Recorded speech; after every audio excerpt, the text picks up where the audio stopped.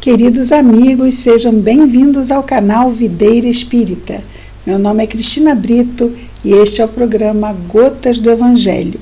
Aqui juntos, diariamente, vemos as mensagens do Espírito Emmanuel, recebidas pela mediunidade de Chico Xavier e reunidas no livro Caminho, Verdade e Vida, publicado pela Federação Espírita Brasileira.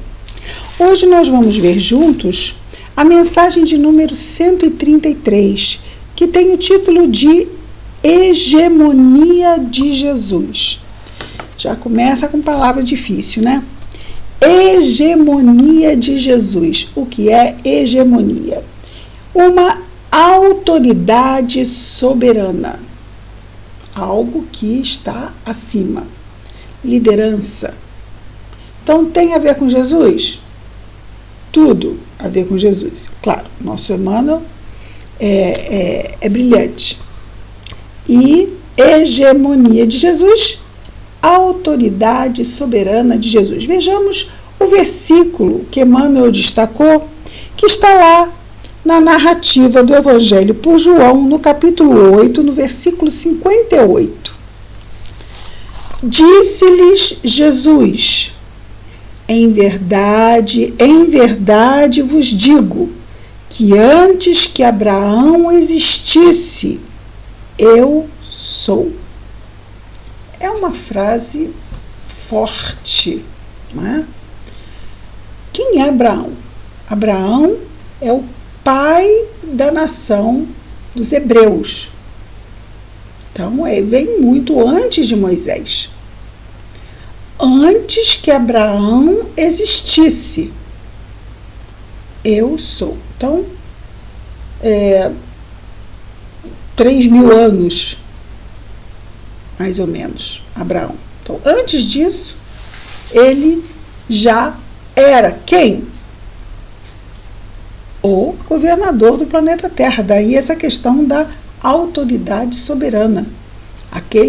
Isso a doutrina espírita bem nos revela, não é? Então, por isso, não foi à toa que Emmanuel escolheu esse termo de hegemonia.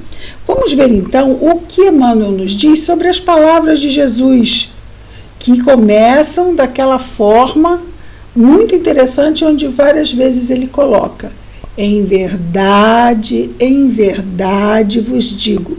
E ele frisa, não é, a questão da verdade. Em verdade vos digo. Sim, vamos prestar atenção. Eu estou dizendo, vamos prestar atenção. Agora, a grande questão fica, não é? Ele está dizendo, precisamos dar-lhe ouvidos, mas quem é ele? Que hegemonia é essa? Que autoridade soberana é essa? Muitas vezes, se nós não relembramos isso, a nossa fé pode ficar vacilante. Afinal, quem é que está no timão deste navio? Quem é que está dirigindo este navio? É bem por aí a mensagem de hoje. Emmanuel começa dizendo: é possível localizar o Cristo na história à maneira de qualquer personalidade humana. Faz parte dos nossos livros de história. A divina revelação de que foi emissário excelso e o harmonioso conjunto de seus exemplos e ensinos falam mais alto que a mensagem instável dos mais elevados filósofos que visitaram o mundo. Então, nós temos relatos de historiadores romanos que falam realmente que Jesus existiu. É uma personalidade histórica. No entanto, vejamos, nenhum filósofo do mundo, mesmo Platão, mesmo Sócrates, dividiu o tempo da humanidade em dois. Pelo menos na civilização judaico-cristã, não é? A civilização ocidental. Então, nós temos o contar do calendário antes de Cristo e depois de Cristo. Então, não é apenas uma personalidade humana. Ele foi como presença na sua chegada e a herança do que nos deixou, um divisor de águas incontestável na humanidade. Continua o nosso Emmanuel dizendo: antes de Abraão, ou precedendo os grandes vultos da sabedoria e do amor da história mundial, quer dizer, mesmo antes ou contemporâneos ou depois, em qualquer tempo, o Cristo já era o luminoso centro das realizações humanas. É aquilo que nós dissemos que a doutrina espírita nos vem revelar, não é? De seu papel fundamental como co-criador à frente dos trabalhos de formação do próprio planeta Terra. De sua misericórdia, nos diz Emmanuel, partiram os missionários da luz que, lançados ao movimento da evolução terrestre em civilizações não cristãs, então nós temos os grandes nomes, Siddhartha Gautama, não é? O Buda, e outros que em outras civilizações não cristãs eram missionários do governador da terra, ou seja, de Jesus. Então, de sua misericórdia partiram os missionários da luz que, lançados ao movimento da evolução terrestre, ou seja, trazidos aqui ao plano encarnado, cumpriram, mais ou menos bem, a tarefa redentora que lhes competia entre as criaturas, antecedendo as eternas edificações do Evangelho. Então ele está dizendo mesmo daqueles que vieram antes, né? Da chegada dele há 2000 anos, da chegada de Jesus entre nós, não é? Encarnado. E ele continua: a localização histórica de Jesus recorda a presença pessoal do Senhor da vinha, porque Jesus é o enviado de Deus à Terra. A vinha é o planeta Terra. Isso trazendo aqui à baila, a nossa lembrança, a parábola dos trabalhadores da vinha, né? Dos trabalhadores da última hora. Existe, inclusive, um capítulo no Evangelho segundo o Espiritismo dedicado apenas a essa parábola e que fala diretamente aos espíritas, né? Então, somos nós esses trabalhadores da última hora, aqueles que chegam lá na 11ª hora, herdeiros das realizações de todos os outros que vieram antes, inclusive nós mesmos, nós que estamos na fieira do tempo, pegando da onde deixamos e retomando, e retomando, e retomando, e uns dos outros também, como aquela corrida dos bastões. Mas muitas vezes, devido à reencarnação, nós mesmos somos aqueles que também pegamos a situação inacabada do passado e continuamos levando à frente numa nova encarnação.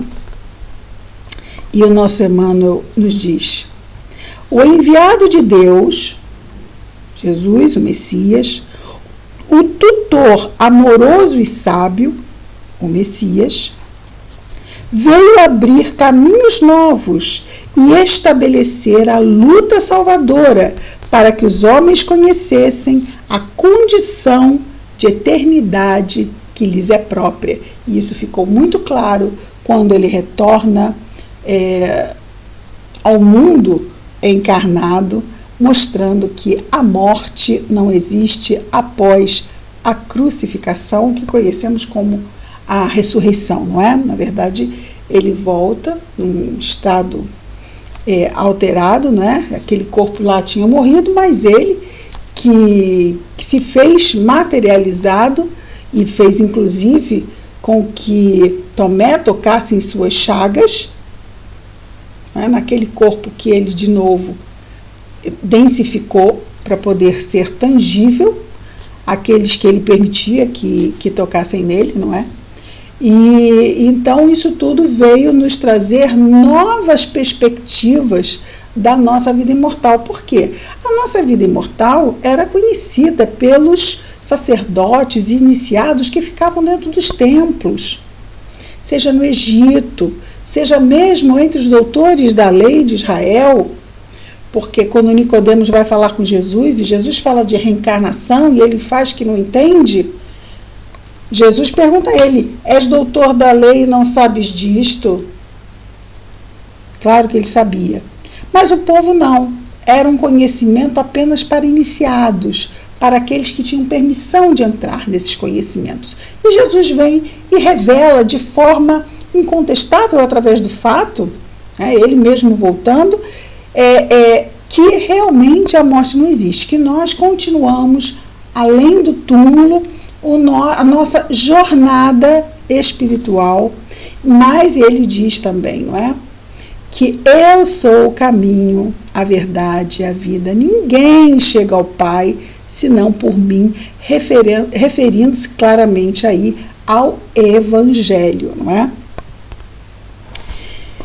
E o nosso Emmanuel, já caminhando para a conclusão, nos diz: os filósofos e amigos ilustres da humanidade falaram às criaturas, revelando em si uma luz refratada.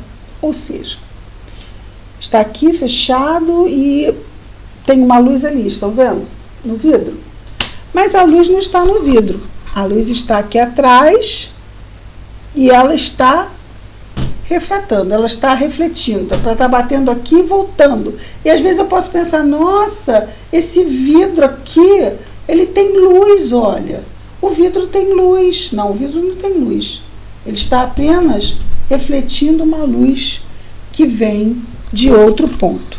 Então é isso que Emmanuel nos diz. Os filósofos e amigos ilustres da humanidade falaram às criaturas, revelando em si uma luz refratada, como a do satélite, a lua, que ilumina as noites terrenas. Então, quando nós vemos aquela lua iluminada, a luz é da lua? Não, a lua não tem luz. A lua iluminada é porque o sol está batendo na lua e ela está repassando para nós a luz que ela está recebendo do sol, não é? Então, que também esses filósofos e amigos ilustres da humanidade não têm a luz em si, apenas refletem a luz de quem realmente, da onde ela realmente vem. Todavia, antes disso ele diz assim: como o satélite que ilumina as noites terrenas, os apelos desses embaixadores dignos e esclarecidos são formosos e edificantes. Todavia, nunca se furtam a mescla com as sombras. Por quê? Porque ainda não são espíritos puros. Todos aqueles que vieram antes, todos aqueles que nos foram dados a conhecer, mesmo aqueles que consideramos de excelência moral, ainda não são espíritos puros. O único espírito puro que já nos foi dado a conhecer é Jesus. E aí ele conclui: a vinda do Cristo, porém, é diversa, ou seja, é diferente. Em sua presença divina, temos a fonte da verdade positiva, inconteste, o sol que resplandece. Mas ele é um espírito puro, mas como assim, presença divina? Eu e o Pai somos um. Ele não é Deus. Mas como ele é um espírito puro e para nós ainda nos é muito difícil entender o que seja um espírito puro. Claro, estamos muito, muito, muito longe disso. Estamos muito longe de sermos espíritos bons, porque ainda estamos na condição de espíritos imperfeitos. Imagina puro.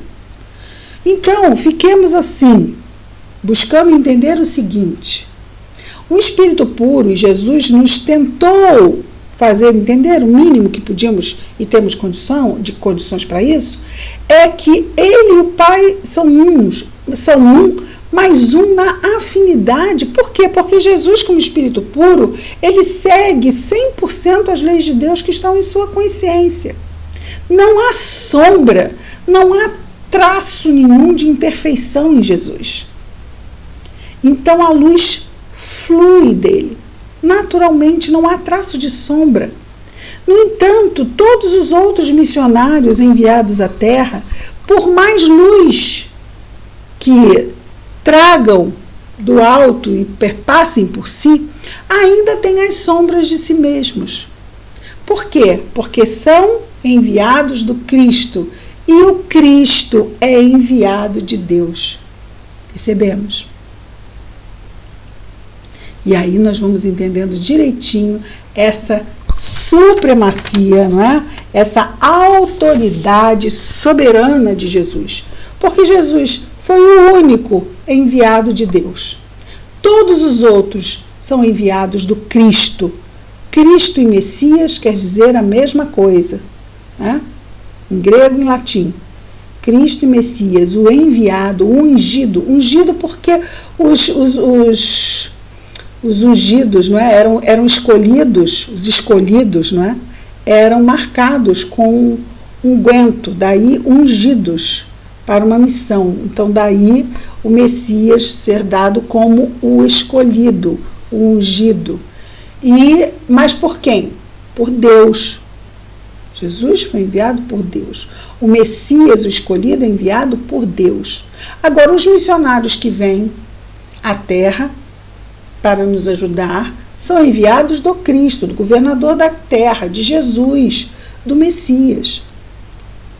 Aí a gente entende melhor assim, o grau de, né, onde cada um está. Quando nós confiamos em Jesus, em quem estamos confiando? É preciso que a gente às vezes tem dificuldade, não é?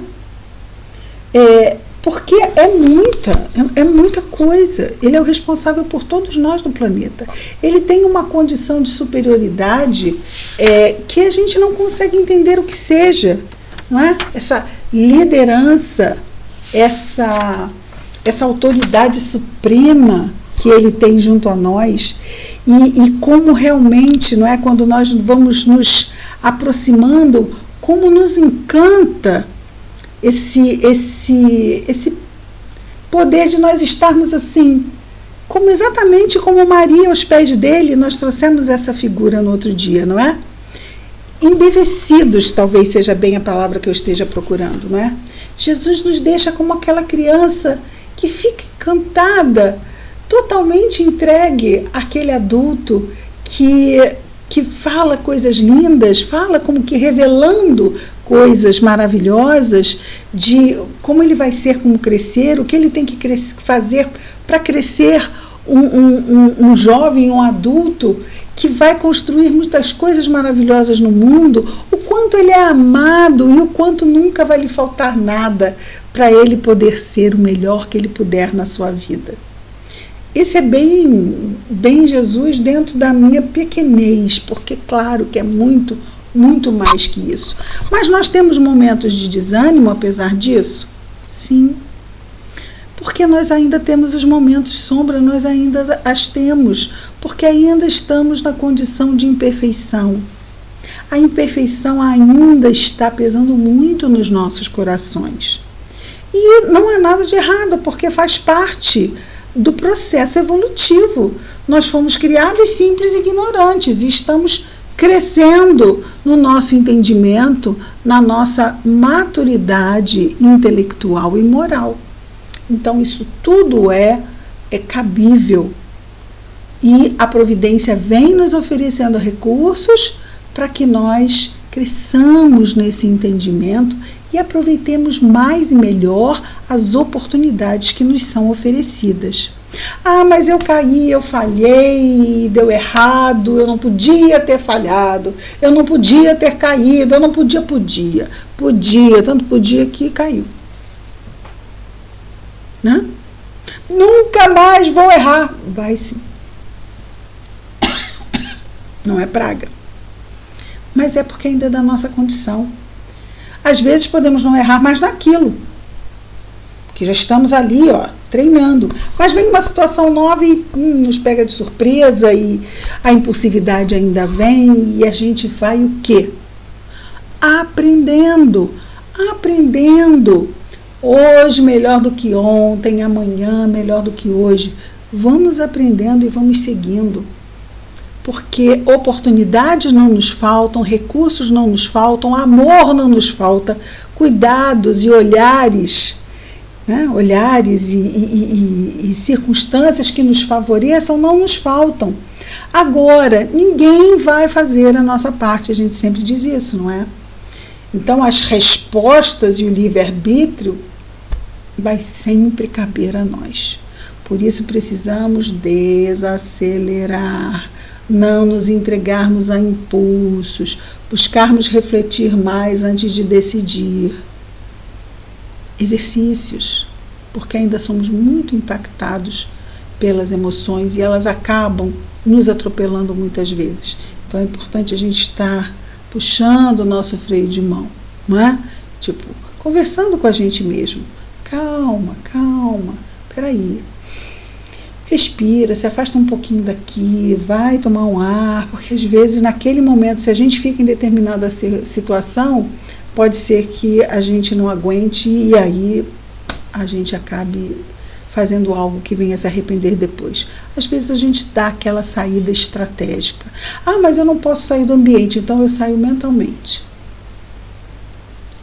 Peço a Jesus, me vejo lá com Maria sentadinha do lado dele, dizendo: ai, Senhor, me acalma, porque está difícil. Quantas vezes, não é? Quantas vezes? Vamos dar a oportunidade de que o alto possa agir nas nossas vidas. Vamos abrir um espaço para que ele possa realmente vir e nos ajudar.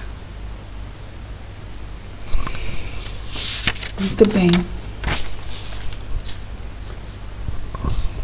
Vamos orar ao nosso Mestre amado, nosso irmão maior, o médico das nossas almas, o governador do planeta, o enviado de Deus para nos ajudar. Vamos orar a Jesus.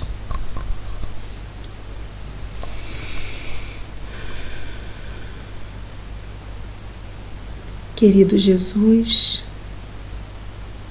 aqui estamos mais uma vez buscando-te, Senhor, em primeiro lugar, antes de tudo, para agradecer, Jesus.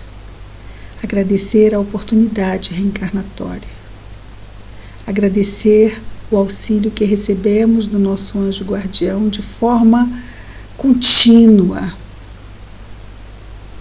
Agradecer, Senhor, pelo recurso que temos com a prece, de melhorarmos o nosso estado íntimo para as lutas da vida. Ajuda-nos, Jesus, a nos lembrarmos deste recurso e o buscarmos mais vezes. Abençoa-nos, Senhor. Abençoa os nossos esforços. Abençoa os nossos lares e família. Abençoa todos os lares e famílias, Senhor. Todas as famílias deste mundo. Todos os corações, encarnados e desencarnados.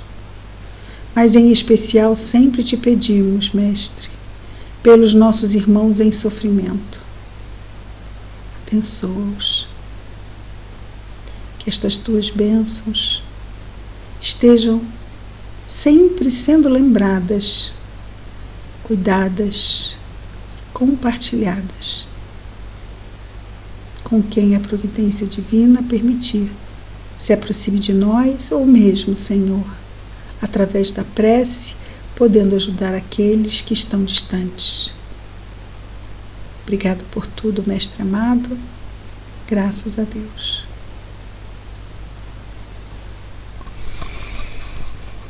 É isso, amigos queridos. Amanhã estaremos de volta com mais um programa Gotas do Evangelho. Muita paz a todos.